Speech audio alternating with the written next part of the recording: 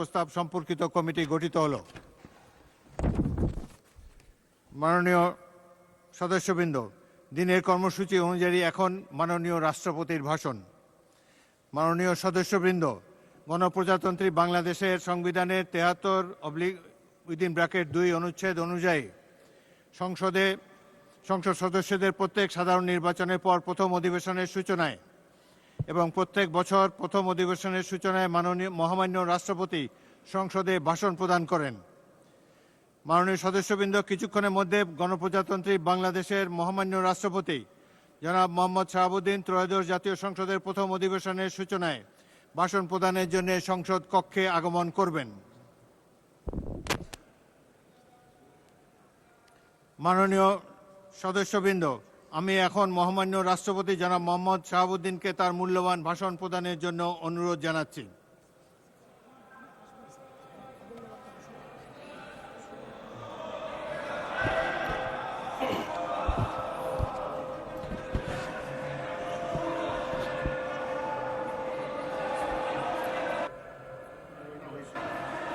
মাননীয় সদস্যবৃন্দ,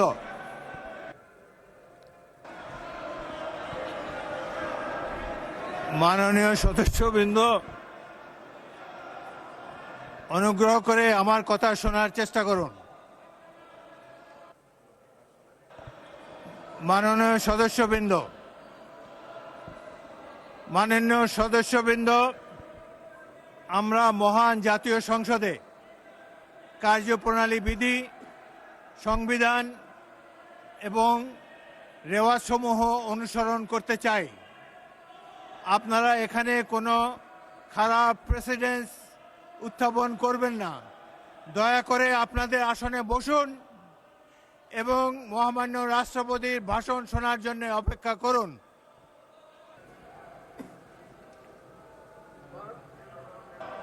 মাননীয় সদস্যবৃন্দ, সংসদের শৃঙ্খলা বজায় রাখুন। অপেক্ষা করুন ভাষণের জন্য।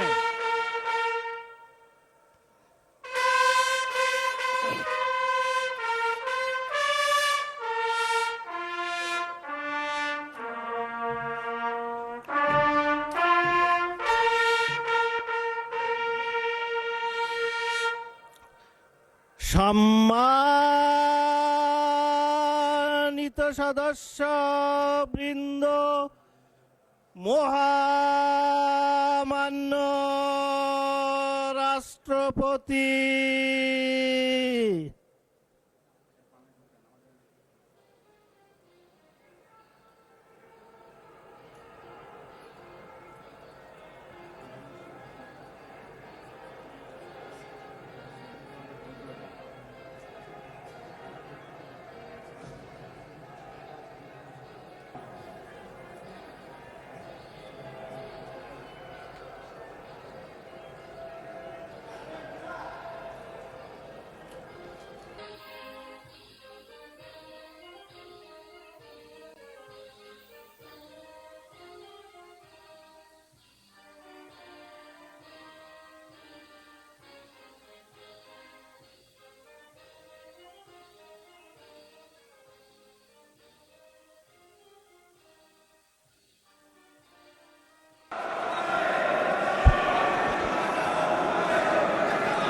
মাননীয় সদস্যবৃন্দ,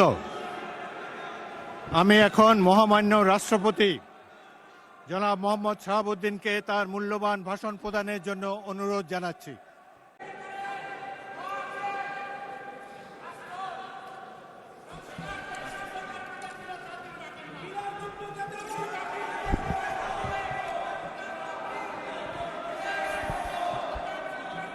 মাননীয় সদস্যবৃন্দ, সংসদের শৃঙ্খলা রক্ষা করুন। অনুগ্রহ করে নিজের আসনে বসে পড়ুন। রাষ্ট্রপতির ভাষণ শুনুন।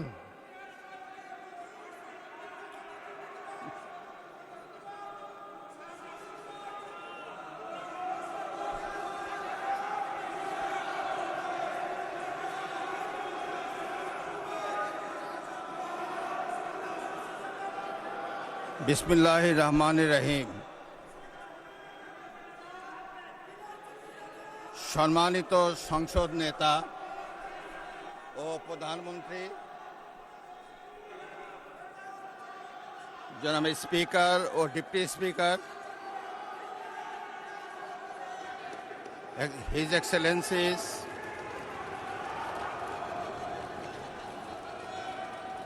সম্মানিত সংসদ সদস্যবৃন্দ,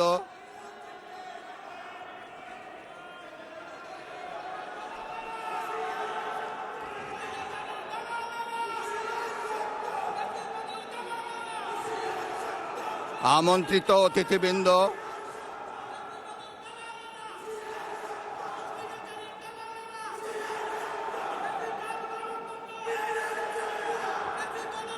প্রিন্ট এবং ইলেকট্রনিক মিডিয়ার সম্মানিত সাংবাদিকবৃন্দ, আপনাদের সবাইকে জানাই আন্তরিক অভিনন্দন ও শুভেচ্ছা।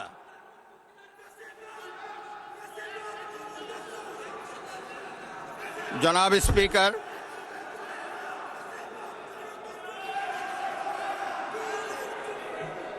ত্রয়োদশ জাতীয় সংসদের এই উদ্বোধনী অধিবেশনে বাংলাদেশের ইতিহাসের এক ঐতিহাসিক মুহূর্ত। হাজারো শহীদের রক্তের সিঁড়ি বেয়ে দীর্ঘ ১.৫ দশকের ফ্যাসিবাদী শাসনের অবসানের পর একটি শান্তিপূর্ণ, অবাধ, সুষ্ঠু ও নিরপেক্ষ নির্বাচনের মাধ্যমে নির্বাচিত প্রতিনিধিদের নিয়ে এই মহান জাতীয় সংসদের যাত্রা শুরু হয়েছে। ত্রয়োদশ জাতীয় সংসদ নির্বাচনে অংশগ্রহণকারী সকল রাজনৈতিক দল এবং এই নির্বাচন আয়োজনের সঙ্গে সংশ্লিষ্ট সকলের প্রতি আন্তরিক অভিনন্দন। অবাধ, সুষ্ঠু ও নিরপেক্ষ নির্বাচন আয়োজনের জন্য নির্বাচন কমিশন, মাঠ প্রশাসন, আইন শৃঙ্খলা রক্ষাকারী বাহিনী সহ প্রজাতন্ত্রের কর্মচারীদের নিরলস পরিশ্রম এবং নির্বাচনে অংশগ্রহণকারী সকল রাজনৈতিক দল ও ব্যক্তি, আন্তরিক উদ্যোগ এবং সাধারণ জনগণের স্বতঃস্ফূর্ত অংশগ্রহণ গণতন্ত্রের ইতিহাসে একটি উজ্জ্বল দৃষ্টান্ত হয়ে থাকবে। বিএনপির চেয়ারম্যান জনাব তারেক রহমানের নেতৃত্বে বর্তমান জাতীয় সংসদে বিএনপি ও সমমনা দলগুলোর 2/3 বেশি আসনে বিপুল ভোটে জয়লাভ করেছে। জাতীয় সংসদে একটি শক্তিশালী বিরোধী দলের পাশাপাশি কয়েকজন স্বতন্ত্র সদস্যও রয়েছেন। আমি এই সংসদে আপনার মাধ্যমে প্রধানমন্ত্রী তারেক রহমান এবং তার নেতৃত্বে গঠিত নতুন সরকারকে আন্তরিক অভিনন্দন জানাচ্ছি। জাতীয় সংসদের সকল সদস্যের প্রতিও রইল আমার প্রাণ ঢালা শুভেচ্ছা ও অভিনন্দন। আমি মহান মুক্তিযুদ্ধের লাখো শহীদ এবং বীর মুক্তিযোদ্ধাদের শ্রদ্ধার সঙ্গে স্মরণ করছি। একই সাথে স্মরণ করছি বীরাঙ্গনা মা বোনদের এবং আমাদের সকল শহীদদের যারা বিভিন্ন গণতান্ত্রিক আন্দোলনে শহীদ হয়েছেন। স্বাধীনতার ঘোষক শহীদ রাষ্ট্রপতি জিয়াউর রহমান বীরুত্তম স্বাধীনতা এবং মুক্তিযুদ্ধের ইতিহাসের সকল নেতার অবদানকেও আমি শ্রদ্ধার সঙ্গে স্মরণ করছি। বাংলাদেশের 3 বারের নির্বাচিত সাবেক প্রধানমন্ত্রী ও বিএনপির সাবেক চেয়ারপারসন দেশনেত্রী বেগম খালেদা জিয়ার অবদানকে শ্রদ্ধার সঙ্গে স্মরণ করছি, যিনি দেশে সংসদীয় গণতন্ত্র প্রতিষ্ঠা করেছেন। গণতন্ত্র প্রতিষ্ঠার লড়াইয়ে প্রতিবার সামনের কাতারে থেকে আপোষহীন নেতৃত্ব দিয়েছেন। জনাব স্পিকার, বাংলাদেশের গণতন্ত্রের ইতিহাসে 2024 সালের জুলাই আগস্ট মাসে ছাত্র জনতার গণ অভ্যুত্থান একটি গুরুত্বপূর্ণ ঘটনা। কোটা সংস্কার আন্দোলন থেকে এক পর্যায়ে এটি ফ্যাসিবাদ বিরোধী আন্দোলনের রূপ নেয়। দেশের ছাত্র জনতা, কৃষক, শ্রমিক, শিক্ষক, সাংবাদিক, বুদ্ধিজীবী, প্রবাসী তথা সকল শ্রেণী পেশার মানুষ গণতন্ত্রের পক্ষে রাজনৈতিক দলসহ সকলের সম্মিলিত আন্দোলনের ফলে 2024 সালের 5ই আগস্ট তৎকালীন ফ্যাসিস্ট সরকারের পতন ঘটে। হাজারো শহীদের রক্তের উপর দিয়ে তাবেদার ও ফ্যাসিবাদ মুক্ত নতুন গণতান্ত্রিক বাংলাদেশের সূচনা হয়। আমি 2024 সালের জুলাই আগস্ট ছাত্র জনতার গণ অভ্যুত্থানে শহীদ ও আহতদের এবং দীর্ঘ 1.5 দশকের ফ্যাসিবাদী শাসন আমলে গুম, খুন, বিচার বহির্ভূত হত্যাকাণ্ড এবং ফ্যাসিবাদ বিরোধী আন্দোলনে নির্যাতন ও নিপীড়নের শিকার সাধারণ মানুষ ও রাজনৈতিক দলের সদস্যবৃন্দকে কৃতজ্ঞতার সঙ্গে স্মরণ করছি, যাদের অসামান্য ত্যাগের মাধ্যমে বাংলাদেশ ফ্যাসিবাদ মুক্ত হয়ে গণতন্ত্রের পথে যাত্রা শুরু করেছে। সকলকে জানাই আমার আন্তরিক শ্রদ্ধা। 2024 সালের গণ অভ্যুত্থানে সহস্রাধিক মানুষ শহীদ হয়েছেন। নারী, পুরুষ, শিশুসহ আহত ও পঙ্গু হয়েছেন কমপক্ষে 30,000 মানুষ। 5 শতাধিক মানুষ চোখ হারিয়ে অন্ধত্ব বরণ করেছেন। 1971 সালের স্বাধীনতা অর্জনের যুদ্ধ, 2024 সালের দেশ এবং জনগণের স্বাধীনতা রক্ষার যুদ্ধ সহ এ যাবৎকাল দেশের ইতিহাসের সকল গণতান্ত্রিক আন্দোলনের শহীদদের আকাঙ্ক্ষিত বাংলাদেশ প্রতিষ্ঠার লক্ষ্যে সরকার কার্যক্রম অব্যাহত রেখেছে। 2024 সালে ছাত্র জনতার গণ অভ্যুত্থানে আহতদের দেশের বিভিন্ন হাসপাতালে চিকিৎসা চলমান রয়েছে। 137 জন গুরুতর আহত জুলাই যোদ্ধাকে উন্নত চিকিৎসার জন্য বিদেশে পাঠানো হয়েছে। আহতদের 12,043টি স্বাস্থ্য কার্ড দেওয়া হয়েছে। 1971 সালের বীর মুক্তিযোদ্ধা ও 2024 সালের জুলাই যোদ্ধাদের চিকিৎসা সহায়তা ও ভাতা অনলাইন ব্যাংকিং সিস্টেমে পরিচালিত হচ্ছে। সরকার জুলাই গণ অভ্যুত্থানের ইতিহাস সংরক্ষণ, গবেষণা, উন্নয়ন, দিবস উদযাপন সহ নানামুখী কার্যক্রম ও বাস্তবায়ন করে যাচ্ছে। বিশ্ব শিশু দিবস ও শিশু অধিকার সপ্তাহ 2025 উদযাপন উপলক্ষে 2025 সালের 6ই অক্টোবর সরকার জুলাইয়ের গণ অভ্যুত্থানে শিশু শহীদদের 60টি পরিবারকে এককালীন 50,000 টাকা সমমূল্যের প্রাইজ বন্ড এবং সম্মাননা স্মারক প্রদান করেছে। ওসমানী উদ্যানে জুলাই স্মৃতিস্তম্ভ নির্মাণের উদ্যোগ গ্রহণ করা হয়েছে। জুলাই আগস্ট গণ অভ্যুত্থানের শহীদদের স্মরণে শহীদি মৃত্যুর নির্দিষ্ট স্থানে স্ট্রিট মেমোরি স্ট্যাম্প স্থাপনের উদ্যোগ গ্রহণ করা হয়েছে। শহীদদের কবর সংরক্ষণ করা হয়েছে। জুলাই শহীদদের স্মৃতি অম্লান রাখতে জুলাই অভ্যুত্থানের স্মৃতি জাদুঘর এবং 64টি জেলায় স্মৃতিস্তম্ভ স্থাপন করা হয়েছে। জাতীয়ভাবে 36 দিনব্যাপী জুলাই পুনর্জাগরণের অনুষ্ঠানমালা 2025 বাস্তবায়িত হয়েছে। জনাব স্পিকার, আজ এই মহান সংসদে আমি অন্তর্বর্তীকালীন সরকারের কার্যক্রম এবং বর্তমান সরকারের কার্যক্রম ও পরিকল্পনার সারসংক্ষেপ তুলে ধরছি। তবে বক্তব্যের বিস্তারিত সংসদ সদস্যদের সামনে লিখিতভাবে উপস্থাপিত হয়েছে। জনাব স্পিকার, বর্তমান বৈশ্বিক অর্থনীতি এবং অস্থিতিশীল সময় অতিক্রম করছে। বাংলাদেশের সামষ্টিক অর্থনৈতিক পরিস্থিতি 2023-24 অর্থবছরের তুলনায় 2024-25 অর্থবছরে অনেকটা স্থিতিশীল রয়েছে। রেমিটেন্স সহ আরও কয়েকটি সূচক ইতিবাচক ধারায় ফিরতে শুরু করেছে। 2025-26 অর্থবছরে অর্থনৈতিক পরিস্থিতি আরও সুদৃঢ় হবে বলে সরকার আশা করে। একদিকে বিশ্বে যুদ্ধ পরিস্থিতি এবং অপর দিক থেকে মুদ্রাস্ফীতি, রাজস্ব জিডিপির নিম্ন হার, এ ধরনের বিদ্যমান পরিস্থিতিতে দেশের অর্থনীতিতে নানা চ্যালেঞ্জ রয়েছে।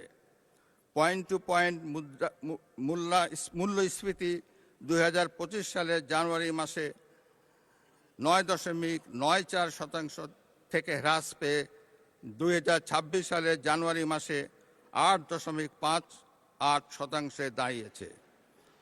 আশা করা যায় পরবর্তী মাসগুলোতে মূল্যস্ফীতি হ্রাসের ধারা অব্যাহত থাকবে। তৈরি পোশাক খাত থেকে গত এক বছরে ৩৯.৩৫ বিলিয়ন ইউএস ডলার অর্জিত হয়েছে। ২০২৪-২৫ অর্থ বছরে রপ্তানি ৮.৬০% বৃদ্ধি পেয়ে ৪৮,৩০০ মিলিয়ন ইউএস ডলারে দাঁড়িয়েছে। ২০২৬ সালের ১৯শে ফেব্রুয়ারি বৈদেশিক মুদ্রা রিজার্ভ দাঁড়িয়েছে ৩৪.৭৮ বিলিয়ন ইউএস ডলার। বর্তমান সরকার আরও নতুন রপ্তানি খাত এবং রপ্তানি বাজার আরও সম্প্রসারিত করার লক্ষ্য নিয়ে সুনির্দিষ্ট কর্মসূচি বাস্তবায়নের কার্যক্রম শুরু করেছে। সরকার বাংলাদেশ ব্যাংক, রাষ্ট্রায়ত্ত বেসরকারি ব্যাংক, আর্থিক প্রতিষ্ঠান, বীমা কোম্পানি এবং পুঁজিবাজারের সঙ্গে সমন্বয়ের মাধ্যমে তদারকি কার্যক্রম উন্নতকরণ, আমানতকারীদের সুরক্ষা নিশ্চিতকরণ এবং খেলাপি ঋণ হ্রাসে গুরুত্ব দিয়েছে। বর্তমান সরকার ব্যাংক খাতের সুশাসন, মুদ্রাস্ফীতি নিয়ন্ত্রণ, সুদের হার যৌক্তিকরণ এবং জনগণের আস্থা ফিরিয়ে আনার জন্য কার্যকর নীতি প্রণয়ন করবে বলে আশা রাখি। এ লক্ষ্যে অর্থনৈতিক সংস্কার কমিশন গঠন করা হবে।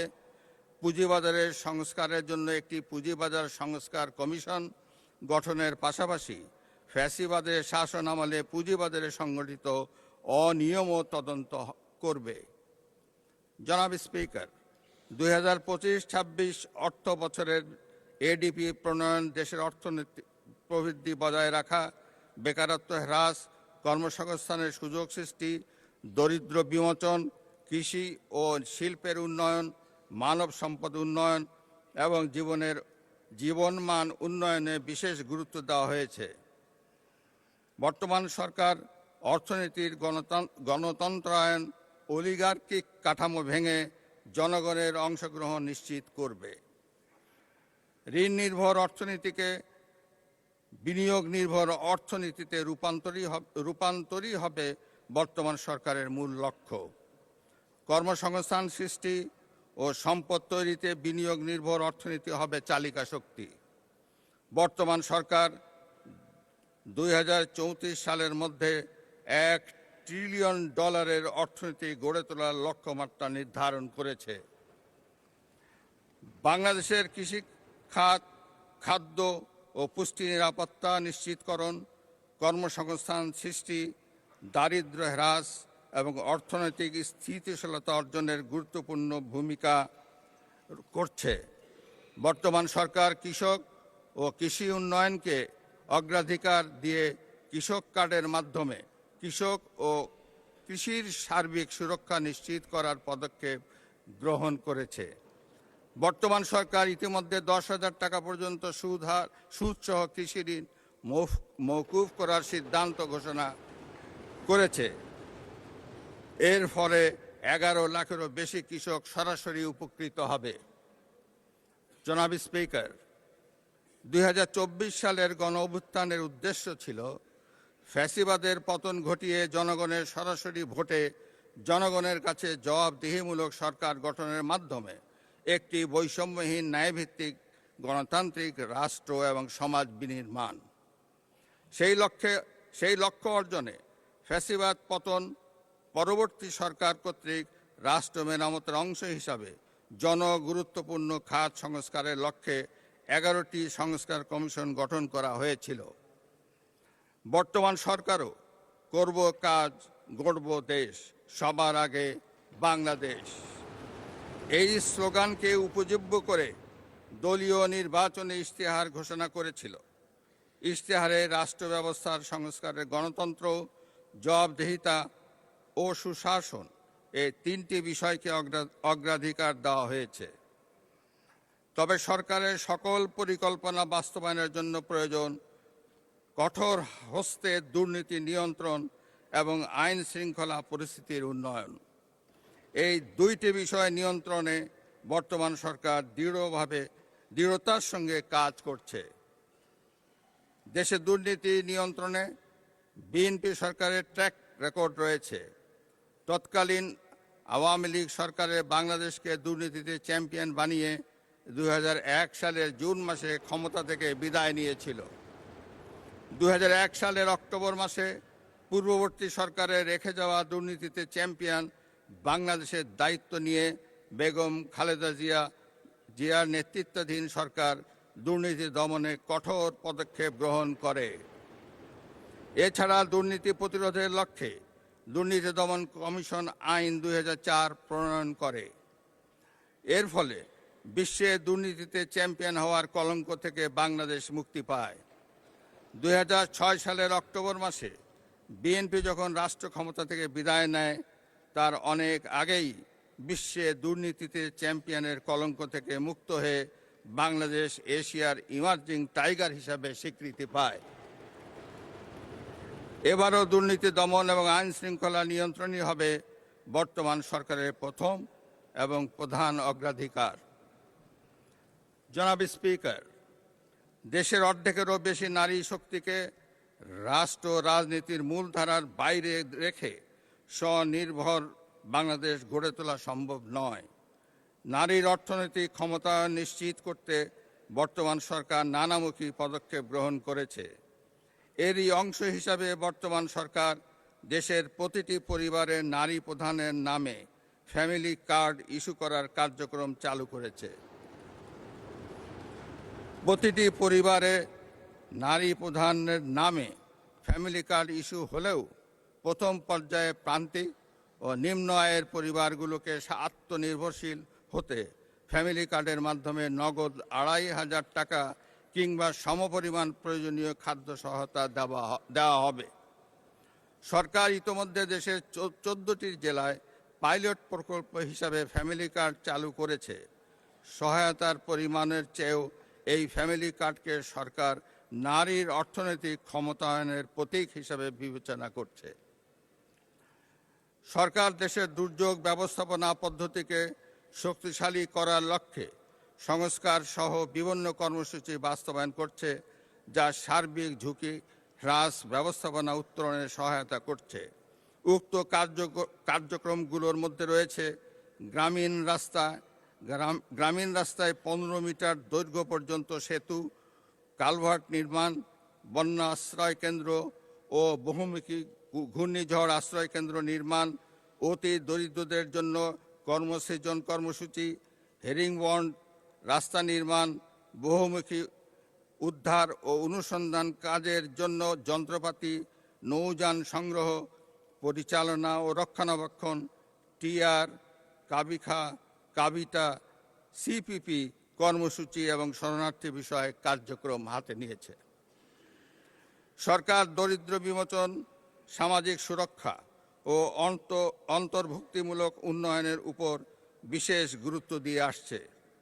দেশের প্রতিবন্ধী ব্যক্তি, বয়স্ক, বিধবা, স্বামী নিগৃহীতা নারী, দুস্থ ও অসহায় জনগোষ্ঠীর জন্য সামাজিক নিরাপত্তা, মানব সম্পদ উন্নয়ন ও পুনর্বাসনমূলক কার্যক্রমের আওতায় 1,30,00,000-এরও বেশি মানুষ উপকৃত হচ্ছেন। বর্তমান সরকার বিশেষ চাহিদা সম্পন্ন জনগোষ্ঠীর কল্যাণ নিশ্চিত করতে বিশেষায়িত স্বাস্থ্যসেবা ইউনিট ও স্কুল প্রতিষ্ঠা, কারিগরি শিক্ষায় স্কলারশিপ প্রদান করবে। তাদের সেবা নিশ্চিত করতে স্বতন্ত্র অধিদপ্তর গঠন করা হবে। জনাব স্পিকার, সাবেক প্রধানমন্ত্রী মরহুমা বেগম খালেদা জিয়া সরকারের সময় মেয়েদের অবৈতনিক শিক্ষা চালু করা হয়েছিল। একই ধারাবাহিকতায় দেশে নারী শিক্ষার প্রসারে দ্বাদশ শ্রেণী পর্যন্ত মেয়েদের শিক্ষা অবৈতনিক এবং স্নাতক পাস ও সমমান অর্থ পর্যন্ত উপবৃত্তি কার্যক্রম চালু রয়েছে। একই ধারাবাহিকতায় বর্তমান সরকার নারীদের জন্য স্নাতকোত্তর পর্যায়েও অবৈতনিক শিক্ষার সুযোগ সৃষ্টির পরিকল্পনা গ্রহণ করেছে। সারা দেশে নারীদের মধ্যে ক্ষুদ্র ঋণ কার্যক্রম পরিচালনার জন্য 1976 সালে গঠিত মহিলা ও শিশু বিষয়ক মন্ত্রণালয়ের আওতায় জাতীয় মহিলা সংস্থার মাধ্যমে ক্ষুদ্র ঋণ কার্যক্রমের আওতায় আর্থিক সঙ্গতিহীন নারীদের এককভাবে 25,000 টাকা থেকে 75,000 টাকা এবং দলগতভাবে 1 লক্ষ টাকা থেকে 2 লক্ষ টাকা পর্যন্ত ঋণ বিতরণ কার্যক্রম চালু রয়েছে। জাতীয় মহিলা সংস্থার নারী নির্যাতন প্রতিরোধ সেল এর মাধ্যমেও বিভিন্ন ইস্যুতে নির্যাতিত নারীদের বিনা খরচে আইনগত সহায়তা কার্যক্রম অব্যাহত রয়েছে। এসব কার্যক্রম অব্যাহত রাখার পাশাপাশি নারীদের আত্মনির্ভরশীল করে তুলতে বর্তমান সরকার ফ্যামিলি কার্ড প্রবর্তন ছাড়াও আরও কিছু কার্যক্রম চালু করেছে। জনাব স্পিকার, পরিবেশ দূষণ ও জলবায়ু পরিবর্তনের অভিঘাত মোকাবেলায় সরকার নিরলসভাবে কাজ করে যাচ্ছে। বর্তমান সরকার আগামী 5 বছরে স্বেচ্ছাশ্রম ও সরকারি উদ্যোগে সারা দেশে 25 কোটি বৃক্ষরোপণ ও সবুজ কর্মসংস্থানের সৃষ্টি কাজ শুরু করেছে। প্রতি বছর 5 কোটি বৃক্ষরোপণের পরিকল্পনা বাস্তবায়নের কাজ ইতিমধ্যে শুরু হয়েছে। এই কর্মসূচি সুষ্ঠুভাবে বাস্তবায়ন করতে বৃক্ষ চারা উৎপাদনের জন্য 10,000 নতুন নার্সারি উদ্যোক্তা গড়ে তোলা হবে, যা 2.5 লক্ষাধিক কর্মসংস্থান তৈরি করবে। 2025 সালের জানুয়ারি মাস থেকে দেশের সকল ভূমি সেবা একটি সমন্বিত ডিজিটাল প্ল্যাটফর্মে অন্তর্ভুক্ত করা হয়েছে। Land service gateway, mutation system, ভূমি উন্নয়ন কর সিস্টেম, ভূমি রেকর্ড ও ম্যাপ ব্যবস্থাপনা সিস্টেম এবং ভূমি প্রশাসন ব্যবস্থাপনা সিস্টেম সমূহের দ্বিতীয় ভার্সন শুরু করা হয়েছে। নাগরিকদের জন্য ভূমি সেবা সহায়তা নির্দেশিকা 2025 এবং ভূমি সেবায় অভিযোগ ব্যবস্থাপনা নির্দেশিকা 2026 প্রণয়ন করা হয়েছে। দেশের 889টি ভূমি সেবা সহায়তা কেন্দ্র এবং কল সেন্টার 16122 চালু করা হয়েছে। বর্তমান সরকার এসব কার্যক্রম সুসংহত ও সমন্বিত করে জনগণের হয়রানি রোধ এবং দ্রুত সেবা প্রাপ্তি নিশ্চিত করার কার্যক্রম চালু করেছে। সরকার ভূমি ব্যবস্থাপনাকে আধুনিক এবং সহজ করতে জনগণের কাছে অঙ্গীকারাবদ্ধ। জনাব স্পিকার, দেশের পানি সম্পদের ন্যায্য হিস্সা নিশ্চিত করতে বর্তমান সরকার বদ্ধপরিকর। তিস্তা মহাপরিকল্পনা এবং পদ্মা ব্যারেজ বাস্তবায়নের মাধ্যমে উত্তরাঞ্চল এবং দক্ষিণাঞ্চলের পানি নিরাপত্তা, বন্যা ও মরুকরণ প্রতিরোধ নিশ্চিত করা হবে। একই সঙ্গে বর্তমান সরকার শহীদ প্রেসিডেন্ট জিয়াউর রহমান প্রবর্তিত স্বেচ্ছাশ্রম খাল খনন কর্মসূচি পুনঃবাস্তবায়নের মাধ্যমে সারা দেশে 20,000 কিলোমিটার নদী ও খাল খনন পুনঃখনন ও পুনরুদ্ধারের বিষয়ে ইতোমধ্যে কাজ শুরু করেছে।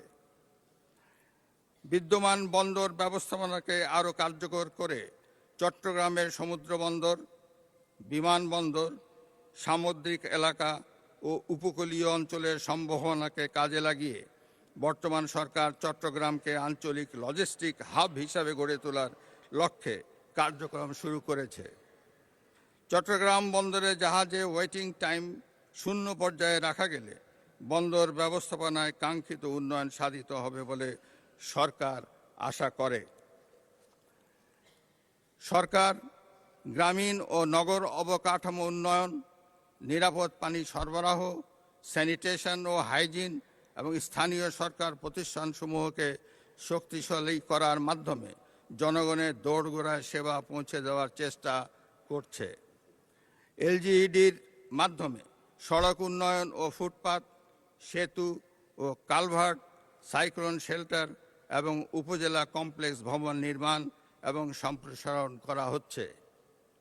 পার্বত্য চট্টগ্রাম অঞ্চল এবং অঞ্চলের জনগোষ্ঠীর আর্থসামাজিক অগ্রগতি, অবকাঠামো এবং অন্যান্য খাতসমূহ টেকসই উন্নয়নের লক্ষ্যে সরকার নিরলসভাবে কাজ করে যাচ্ছে। পার্বত্য চট্টগ্রাম অঞ্চলের উন্নয়ন ও নিরাপত্তার ক্ষেত্রে শহীদ রাষ্ট্রপতি জিয়াউর রহমানের ভূমিকা ছিল অপরিসীম। তিনিই প্রথম পাহাড়ি জনগোষ্ঠী ও সরকারের মধ্যে চলমান সংঘাত নিরসনের জন্য শান্তির উদ্যোগ গ্রহণ করেন এবং উন্নয়নের ধারা অব্যাহত রাখেন। জনাব স্পিকার, 1978 সালে প্রতিষ্ঠিত যুব উন্নয়ন অধিদপ্তর প্রতিষ্ঠার পর থেকে যুব উন্নয়নে, বিশেষ করে যুবাদের আত্মকর্মসংস্থান সৃষ্টিতে গুরুত্বপূর্ণ কার্যক্রম বাস্তবায়ন করে চলেছে। বিদ্যমান কর্মসূচি ছাড়াও বর্তমান সরকার সকল মহানগর ও সারা দেশে যুব উন্নয়নে কর্মসংস্থান প্রশিক্ষণ সহ বিস্তারিত কার্যক্রম বাস্তবায়ন শুরু করেছে। বিভিন্ন আর্থসামাজিক কর্মসূচি ছাড়াও ক্রীড়াকে পেশা হিসাবে প্রতিষ্ঠিত করতে বর্তমান সরকার ফুটবল, ক্রিকেট, দাবা, সাঁতার, ক্যারাটে, ভলিবল, ব্যাডমিন্টন, অ্যাথলেটিক্স সহ বিভিন্ন খেলাধুলাকে একাডেমিক কারিকুলামে একটি আলাদা বিষয় হিসাবে অন্তর্ভুক্ত করার সিদ্ধান্ত নিয়েছে এবং সারা দেশে নতুন 20 স্পোর্টস কর্মসূচির মাধ্যমে প্রতিভা অন্বেষণের কার্যক্রম শুরু হয়েছে।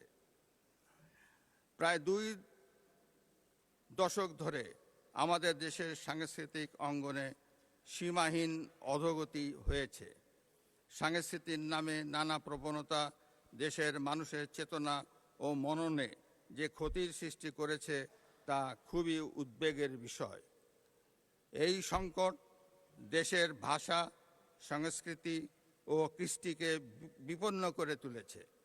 এই সমস্যাকে বর্তমান সরকার বিবেচনায় নিয়েছে এবং সুস্থ ও সাবলীল গণতান্ত্রিক সংস্কৃতি বজায় রাখতে নানা গুরুত্বপূর্ণ কর্মসূচি হাতে নিয়েছে, যা বাংলাদেশে নতুন চেতনার উন্মেষ ঘটাবে। জনাব স্পিকার, সরকারি ও বেসরকারি ব্যবস্থাপনায় 2026 সালে মোট 78,500 জন হজযাত্রী হজ পালন করবেন। হজ যাত্রীদের ফ্লাইট খরচ কমানোর জন্য বর্তমান সরকার উদ্যোগ নিয়েছে। একই সঙ্গে সমাজের প্রতিটি শ্রেণী পেশার মানুষের জীবনমান উন্নয়নে বর্তমান সরকার সাধ্যমতো আর্থিক সহায়তা কার্যক্রম হাতে নিয়েছে। এরই অংশ হিসাবে সরকার দেশের 3.5 লক্ষাধিক মসজিদের খতিব, ইমাম, মুয়াজ্জিন সাহেবদের সরকারি ব্যবস্থাপনায় ধারাবাহিকভাবে মাসিক সম্মানী প্রদানের কার্যক্রম শুরু করেছে। পবিত্র রমজান মাসের থেকেই এই উদ্যোগ ধারাবাহিকভাবে বাস্তবায়নের কাজ শুরু হয়েছে। জনাব স্পিকার, প্রায় 7.5 কোটি কর্মক্ষম জনগোষ্ঠীর জন্য শোভন কর্মসংস্থান সৃষ্টি এবং শ্রমিক অধিকার ও জীবনমান উন্নয়ন নিশ্চিত করা সরকারের অঙ্গীকার। বর্তমান সরকার বিদ্যমান শ্রমবাজার সংরক্ষণের পাশাপাশি নতুন শ্রমবাজার সৃষ্টি সুনির্দিষ্ট পরিকল্পনা গ্রহণ করেছে। দেশব্যাপী কর্মসংস্থান সৃষ্টির লক্ষ্যে জেলা ও উপজেলা পর্যায়ে সরকারি এমপ্লয়মেন্ট এক্সচেঞ্জ চালু করা হবে। বিদেশে কর্মসংস্থানের জন্য ভাষা ও দক্ষতা প্রশিক্ষণ, চাহিদাভিত্তিক ও যুগোপযোগী শিক্ষা, উচ্চশিক্ষা প্রতিষ্ঠানে প্রশিক্ষণ ও ক্যারিয়ার সেন্টার স্থাপন করা হবে। দেশে বিদেশে প্রবাসীদের স্বার্থ সংশ্লিষ্ট তথ্য এবং নির্দেশনা সম্বলিত প্রবাসী কার্ড চালু করা হবে। 2025 সালে প্রবাসী কল্যাণ ও বৈদেশিক কর্মসংস্থান মন্ত্রণালয়ের মাধ্যমে বিদেশে প্রেরিত কর্মীর সংখ্যা 11,31,000। বর্তমান সরকার 5 বছরে 1 কোটি জনশক্তি বিদেশে পাঠানোর লক্ষ্যমাত্রা নির্ধারণ করেছে। উপজেলায় তালিকাভুক্তদের প্রশিক্ষণ, ভাতা প্রদান ও দরিদ্রদের ন্যূনতম খরচে প্রবাসে প্রেরণ করা হবে। চাকরি নিয়ে বিদেশে যাওয়ার পথ সুগম করতে সংশ্লিষ্টদের প্রয়োজন অনুযায়ী সর্বোচ্চ 10 লাখ টাকা পর্যন্ত সহজ শর্তে ঋণ প্রদান করা হবে। জনাব স্পিকার, বর্তমান বর্তমানে মাতৃ শিশু মৃত্যু হ্রাস পেয়ে গড় আয়ু ৭২.৪ বছর উন্নতি হয়েছে। সেই ধারাবাহিকতায় বর্তমান সরকার স্বাস্থ্য খাতে দুর্নীতি, অপচয় ও অবহেলা রোধ করে গণমুখী স্বাস্থ্য সচেতনতা ও স্বাস্থ্যসেবা কার্যক্রম জোরদারের কাজ শুরু করা হয়েছে। স্বাস্থ্য খাতে সরকারের পর্যায়ক্রমে জিডিপির ৫% বরাদ্দের প্রতিশ্রুতি রয়েছে। নাগরিক স্বাস্থ্য পরিষেবার ক্ষেত্রে বর্তমান সরকার প্রিভেনশন ইজ বেটার দ্যান কিউর নীতি অবলম্বন করেছে। এরই অংশ হিসাবে সরকার সারা দেশে পর্যায়ক্রমে ১ লাখ হেলথ কেয়ারার নিয়োগ করতে যাচ্ছে। এর মধ্যে ৮০% হেলথ কেয়ারার হবেন নারী।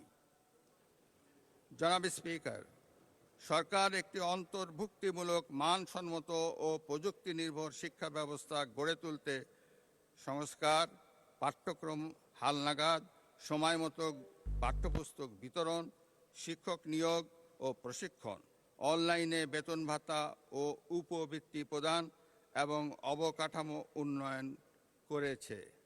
বর্তমান সরকার স্কুল পর্যায় থেকেই এমন একটি নৈতিক মানসম্পন্ন কর্মমুখী শিক্ষা ব্যবস্থা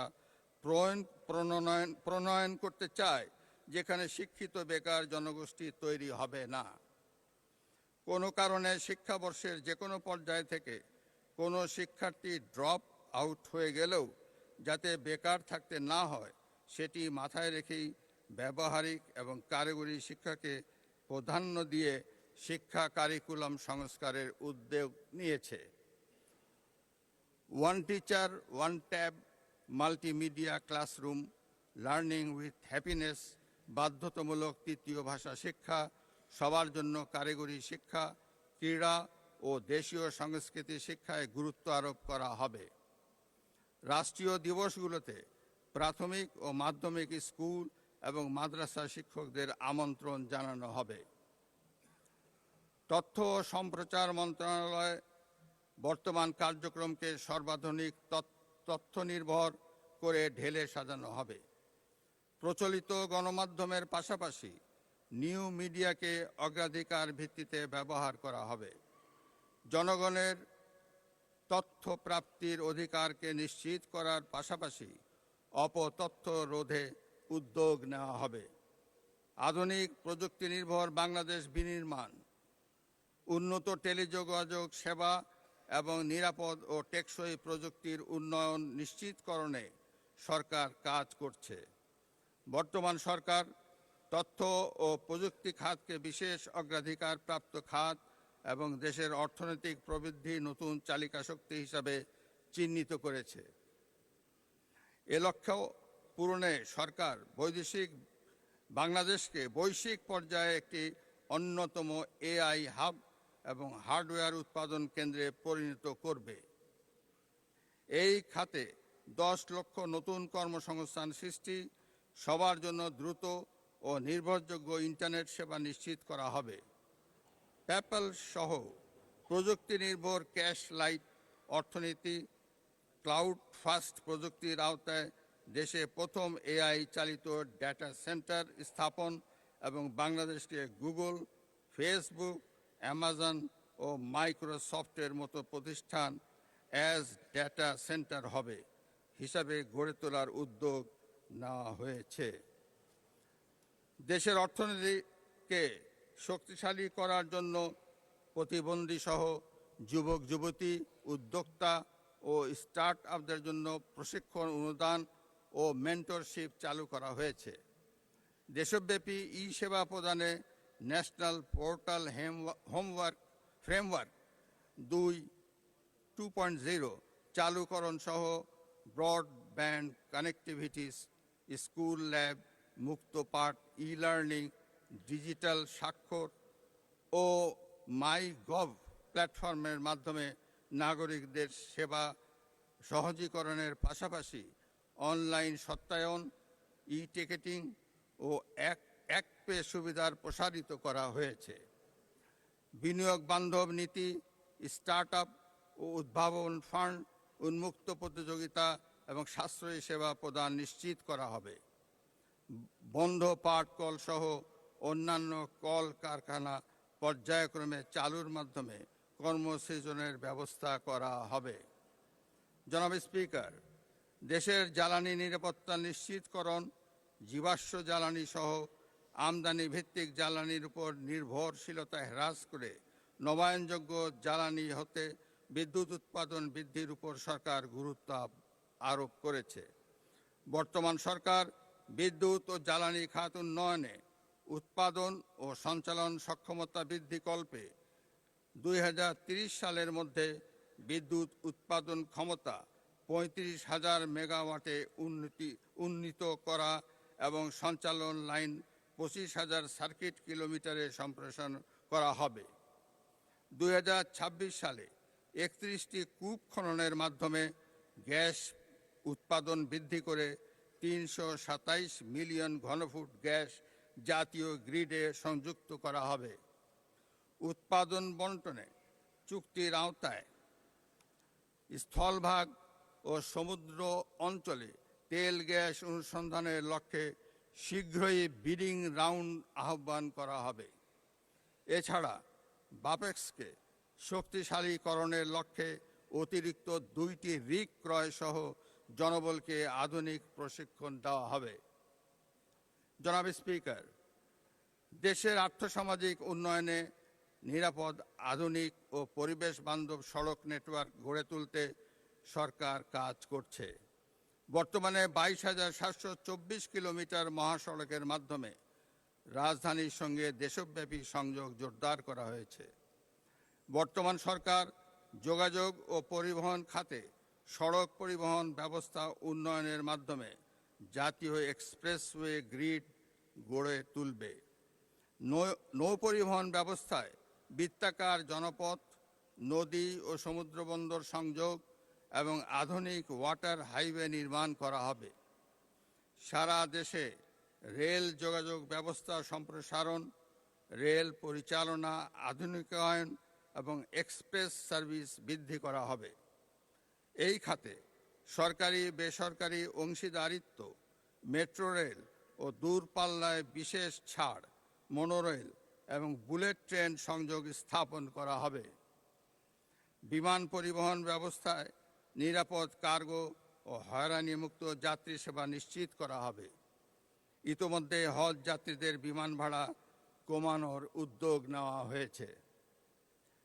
বর্তমান সরকার সড়ক নিরাপত্তা আইন ও দুর্ঘটনা রোধ, যাত্রী নিরাপত্তা, সড়ক পরিবহন, বীমা এবং শ্রমিকদের ইউনিফর্ম নিশ্চিত করবে। পরিবহন ও যোগাযোগ ব্যবস্থার সমন্বিত পরিকল্পনা বাস্তবায়নের মাধ্যমে সারা দেশে যোগাযোগ ব্যবস্থাকে আধুনিকায়ন করার কার্যক্রম শুরু হয়েছে। এরই অংশ হিসাবে ইতিমধ্যেই যোগাযোগ এবং পরিবহন সংশ্লিষ্ট মন্ত্রণালয়গুলোর মধ্যে সমন্বয় সাধন করা হয়েছে। নিরাপদ, সাশ্রয়ী, আধুনিক ও পরিবেশ বান্ধব রেলওয়ে পরিবহন ব্যবস্থা নিশ্চিত করতে সরকার কাজ করছে। সারা দেশকে রেলওয়ে নেটওয়ার্কের আওতায় আনার পরিকল্পনা বাস্তবায়নের কাজ এগিয়ে চলছে। যাত্রী সেবার মান উন্নয়নে টিকিটিং আধুনিকীকরণ, কমিউটার ট্রেন চালু ও নারীদের জন্য পৃথক কোচ সংরক্ষণ করা হয়েছে। অবৈধ দখলকৃত ভূমি উদ্ধার ও বরাদ্দ প্রদান, রেলওয়ে ট্রেনিং একাডেমি আধুনিকীকরণ, ব্রড গেজ ও মিটার গেজ লোকোমোটিভ ওয়াগন ও লাগেজ ভ্যান সংগ্রহ করা হয়েছে। বর্তমান সরকার 2034 সালের মধ্যে বাংলাদেশকে দক্ষিণ ও দক্ষিণ পূর্ব এশিয়ার অন্যতম প্রধান এভিয়েশন হাব ও দেশি বিদেশি পর্যটকদের জন্য বাংলাদেশকে আকর্ষণীয় পর্যটন গন্তব্যে রূপান্তরের উদ্যোগ নিয়েছে। ইতোমধ্যে জাতীয় পর্যটন দিবসকে গ শ্রেণী থেকে খ শ্রেণীতে উন্নীত করা হয়েছে। হজরত শাহজালাল আন্তর্জাতিক বিমানবন্দরের 3য় টার্মিনাল সহ অন্যান্য অবকাঠামো নির্মাণের প্রথম পর্যায়ে প্রকল্পের কাজ প্রায় সমাপ্ত হয়েছে। বর্তমান সরকার খুব শীঘ্রই তা চালুর উদ্যোগ নিচ্ছে। জনাব স্পিকার, মেরিটোক্রেসির মাধ্যমে বাংলাদেশ বিনির্মাণে প্রশাসনিক সংস্কার কমিশন গঠন ও বাংলাদেশ সরকারি কর্ম কমিশনকে শক্তিশালীকরণ, জবাবদিহিমূলক ও দলীয়করণ মুক্ত জনপ্রশাসন প্রতিষ্ঠা করা হবে। সরকারি চাকরিতে সরাসরি নিয়োগের ক্ষেত্রে বয়সসীমা 30 থেকে 32 বছর নির্ধারণ করা হয়েছে। জনাব স্পিকার, বিতাড়িত ফ্যাসিবাদী শাসন আমলে আইন শৃঙ্খলা রক্ষাকারী বাহিনীকে দলীয় বাহিনী হিসাবে ব্যবহার করা হয়েছিল। বর্তমান সরকার আইন শৃঙ্খলা রক্ষাকারী বাহিনীকে সম্পূর্ণ পেশাদার, আধুনিক এবং দক্ষ বাহিনী হিসাবে গড়ে তুলতে বদ্ধপরিকর। সেবাবান্ধব পুলিশ গঠন, পুলিশের নৈতিক মনোবল পুনর্গঠন, অনলাইন অভিযোগ দায়ের ব্যবস্থা সম্প্রসারণ, পুলিশ কমিশন অধ্যাদেশ পুনর্নিরীক্ষণ করা হবে।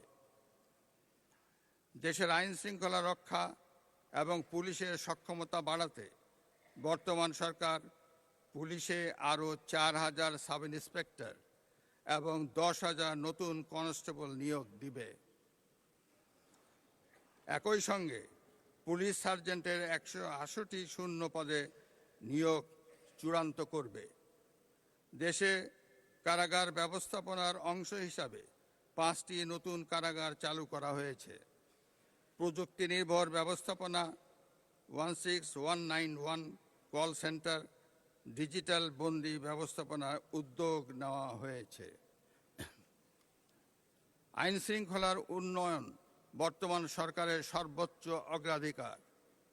দেশের প্রতিটি নাগরিক যাতে ঘরে বাইরে শান্তি, স্বস্তি এবং নিরাপত্তা বোধ করেন, এটি নিশ্চিত করার লক্ষ্যেই সরকার সকল কার্যক্রম বাস্তবায়ন করছে। সারা দেশে আইন শৃঙ্খলা অবনতির অন্যতম কারণ হিসাবে বর্তমান সরকার অনলাইন জুয়া সহ সকল ধরনের জুয়া এবং মাদকের বিস্তারকে চিহ্নিত করেছে। ফলে জুয়া এবং মাদক নিয়ন্ত্রণে বর্তমান সরকার সারা দেশে বিশেষ অভিযান পরিচালনা শুরু করেছে। একই সঙ্গে অবৈধ অস্ত্র, গোলাবারুদ, ধারালো অস্ত্র ও হাতবোমা উদ্ধার এবং অপরাধীদের গ্রেপ্তার অভিযান চলবে। এছাড়া চিহ্নিত চাঁদাবাজ ও সন্ত্রাসীদের বিরুদ্ধে সুপরিকল্পিত অভিযান পরিচালনার উদ্যোগ নেওয়া হবে।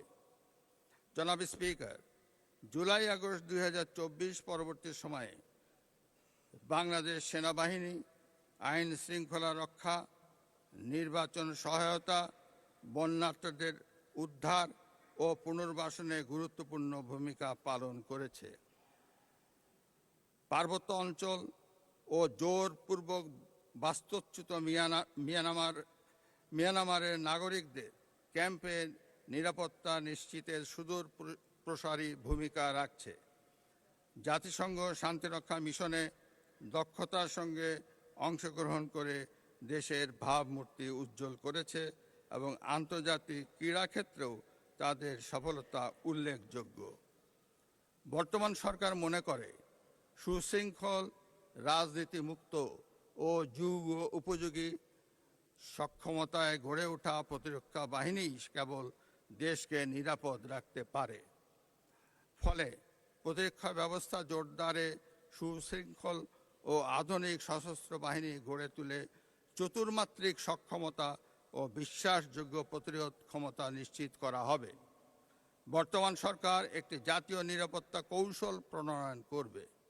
এতে মাল্টি ডোমেইন যুদ্ধ ক্ষমতা, স্থল, নৌ ও বিমান বাহিনীর শক্তিমত্তা এবং দেশীয় প্রযুক্তিগত সক্ষমতা বৃদ্ধিতে অগ্রাধিকার দেওয়া হবে।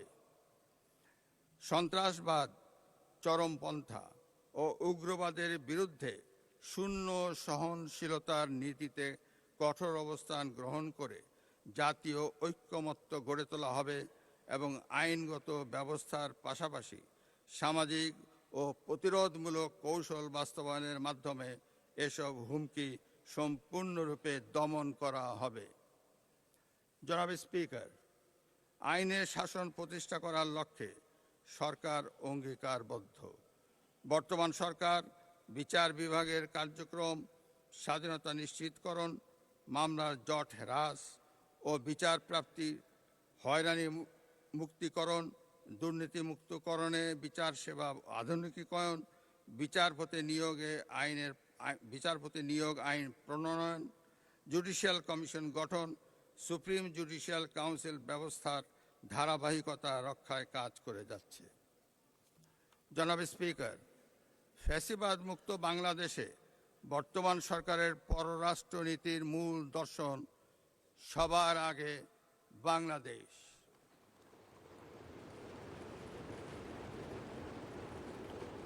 দেশের স্বাধীনতা, সার্বভৌমত্ব, ভৌগোলিক অখণ্ডতা, জাতীয় স্বার্থ, জাতীয় নিরাপত্তা এবং জনগণের কল্যাণ সর্বাগ্রে প্রাধান্য পাবে। সকল রাষ্ট্রের সঙ্গে সমতা, ন্যায্যতা, বাস্তবধর্মী পারস্পরিক স্বার্থের স্বীকৃতি ভিত্তিক এবং আন্তর্জাতিক বিধিবিধান অনুযায়ী দ্বিপাক্ষিক ও বহুপাক্ষিক সম্পর্ক প্রতিষ্ঠার নীতি অনুসৃত হবে। বাংলাদেশ অন্য কোনো রাষ্ট্রের আভ্যন্তরীণ বিষয়ে হস্তক্ষেপ করবে না এবং অন্য কোনো রাষ্ট্রকেও বাংলাদেশের আভ্যন্তরীণ বিষয়ে হস্তক্ষেপ করতে দেবে না। অর্থনৈতিক, বাণিজ্যিক ও অভিবাসন কূটনীতির উপর বিশেষ গুরুত্ব আরোপ করা হবে। রপ্তানি বৈচিত্র্য বৃদ্ধি, নতুন বাজার অনুসন্ধান এবং শুল্ক ও বাণিজ্য সুবিধা রক্ষায় কার্যকর কূটনীতি গ্রহণ করা হবে।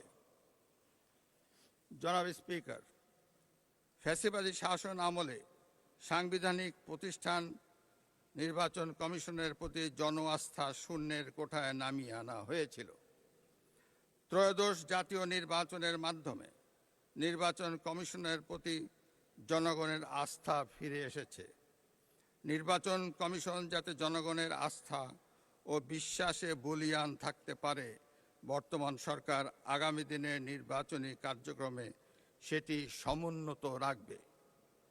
নির্বাচন কমিশনের মতো দেশের প্রতিষ্ঠানগুলো যাতে আইন অনুযায়ী স্বাধীনভাবে নিজেদের কার্যক্রম পরিচালনা করতে পারে, বর্তমান সরকার সেটি নিশ্চিত করবে। জনাব স্পিকার, জনগণের রাজনৈতিক এবং অর্থনৈতিক ক্ষমতায়ন ছাড়া দেশের টেকসই উন্নয়ন সম্ভব নয়। রাষ্ট্র পরিচালনার সকল কার্যক্রমে জনগণের গণতান্ত্রিক অধিকার প্রতিষ্ঠা ও চর্চার ক্ষেত্রে বর্তমান সরকার প্রতিশ্রুতিবদ্ধ।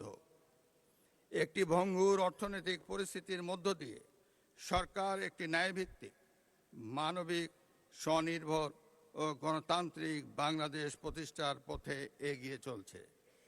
এক্ষেত্রে নবগঠিত সরকারের সামনে দারিদ্র্য বিমোচন, দুর্নীতি দমন ও আইন শৃঙ্খলা নিয়ন্ত্রণই বিরাট চ্যালেঞ্জ।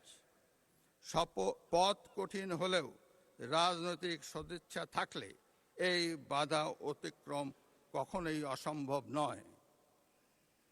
ব্যক্তির চেয়ে দল বড়, দলের চেয়ে দেশ বড়, এই বিশ্বাসে উদ্বুদ্ধ হয়ে সবাই মিলেমিশে ঐক্যবদ্ধভাবে কাজ করলে আমরাই ভবিষ্যৎ প্রজন্মের জন্য একটি নিরাপদ বাংলাদেশ গঠন করতে সক্ষম হব ইনশাআল্লাহ। জনাব স্পিকার, আপনাকে ও আপনার মাধ্যমে প্রিয় দেশবাসীকে এবং ত্রয়োদশ জাতীয় সংসদের সকল সদস্যকে আবারও জানাই আন্তরিক ধন্যবাদ ও মোবারকবাদ এবং নতুন সংসদের সাফল্য কামনা করে আমি আমার বক্তব্য শেষ করছি। আল্লাহ হাফেজ। বাংলাদেশ জিন্দাবাদ।